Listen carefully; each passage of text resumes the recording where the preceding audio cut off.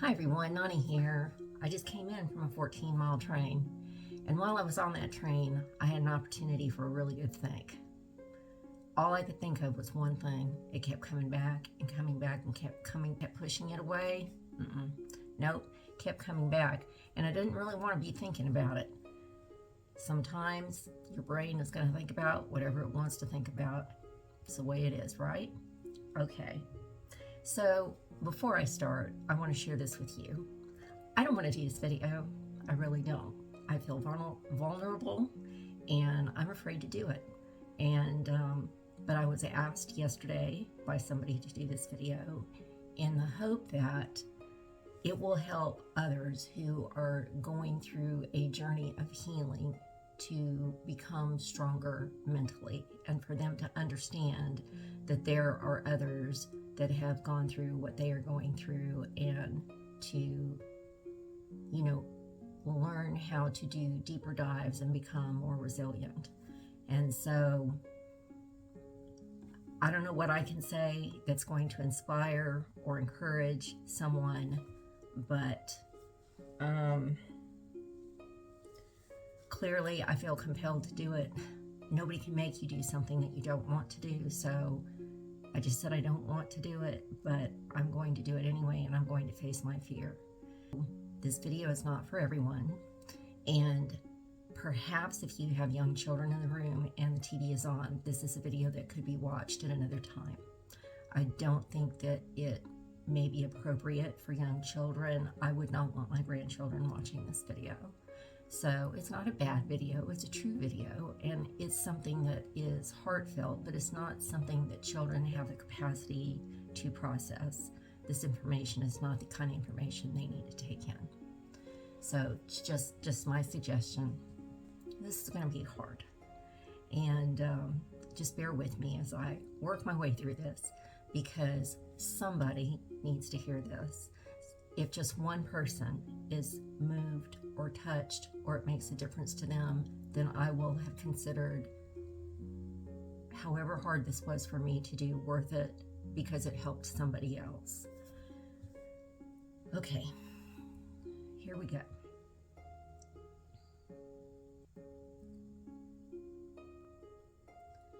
My mother committed suicide by gunshot wound several years ago.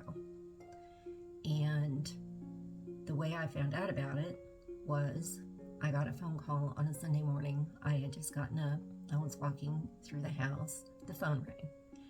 And I picked up the phone, and the very first words I heard were, "Your mother is dead." Not a hello, not the name of the person that was calling. Those were the first words I heard. It went downhill from there.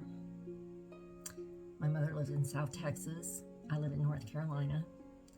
And the person that called me said, "No need for you to come." She left the entire estate to me, and you are not needed here. Now, my mother and father had made me the executor of their estate, and I knew that estate inside and out, and that was hard to hear, but also, why would I not want to come down there and bury my mother? I got in the car immediately and drove down there, and it took 24 hours for me to drive down there. 24 straight hours.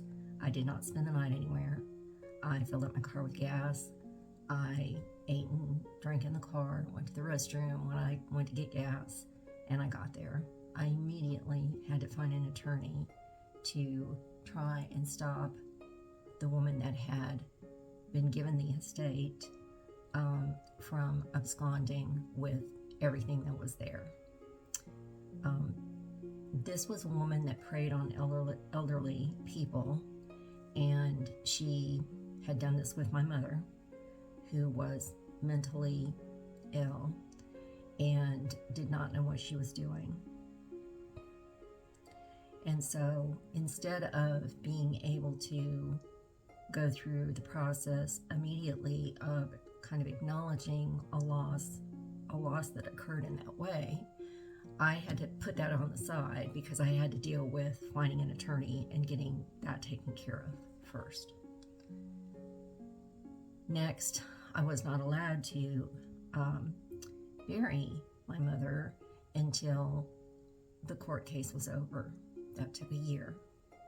And she had been cremated, and her remains were in my attorney's cabinet and not given to me for burial until the lawsuit was over. That was hard. Once those things occurred and I was cleaning out the house, as I went through a last time to make sure that I had gotten everything, there was a closet in my parents' room that had a very deep upper shelf, deeper than normal. And I don't know why it finally caught my eye, but there was a shoebox that was way in the back. And I got that shoebox down, and it was pretty dusty, and it hadn't been opened for, I guess, a long time. I opened it and saw that there were some photographs, some little snapshots, and some legal papers in there. But I didn't have the time or the bandwidth to deal with that right then. So I put them in the car and, packed up the car and drove back to North Carolina. Now, while I was doing all of that, I was missing a lot of work. And my boss and the individuals that I supported were very encouraging and understanding and could not have gone out of their way more to accommodate the needs that I had at that time. I worked at a major university medical setting in the town that I live in and supported 68 individuals in an administrative executive capacity. I had physicians, physician assistants, nurse practitioners, nurses, lab technicians, administrative executive staff that I worked with. I loved my job. It was an awesome job. I worked with the most dedicated and awesome, experienced, professional people. And although I have a outstanding husband and a beautiful family, I lived for that job. I loved it. Working 10 hours a day, 6 days a week, if I had to. Normally it was 10 hours a day, 5 days a week, but 50, 60 hours a week was not unusual. And it didn't matter to me because I wanted everything to be successful. Anyway, it took months of interrogatories, depositions, you name it. I had to go through it for that lawsuit to be won and to be over. It had been about 3 months since that lawsuit ended. And let me back up here and say, and I did all of that on my own. There was no one down in South Texas helping me. I was by myself, and that was fine. It took several months for me to get back into work and get focused, and Christmas rolled around. And the family decided that they were all going to come to our house for Christmas. And so it was wonderful. We had a great Christmas. During that time, the day after Christmas, the girls all went out. They went shopping. We had lunch. It was so wonderful. And the guys went out and watched a Star Wars movie, had lunch, did their thing. Everybody came home at the end of the day. The girls got home first. We changed into our pajamas, barefoot, drinking hot cocoa. We were having a great time. The guys came in, and my husband said, "I need to walk the dog." And I said, "Okay." And our granddaughter, who is crazy about her grandfather, said, I want to go, and also loved our dog. Our dog is Toby, was Toby. And so they got up, they left, and everybody was so happy. We were having a really good time. Until about 4 or 5 minutes later, the door to the kitchen flew open, you have to to go outside, you kind of come in through the garage, through the kitchen door into the living room. The kitchen door flew open and the door slammed. And my granddaughter is not a door slammer. And she ran over to me and said, come, you have to come right away. And she was crying so hard I could barely understand her. And I said, honey, calm down, take a deep breath, and tell me what's wrong. What is wrong? Where is your grandfather? And she said, come quick, he's hurt. Well, everybody leaned in and, full alert, what was going on. I got up and ran after her because she was going back out the way she came in through the kitchen door. And as I got to the garage, there was a neighbor standing there.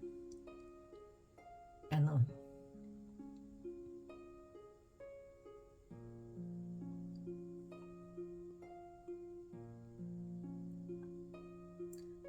look on her face raised the hair on the back of my neck. And it did. And I said, where is he? And she said, it's bad.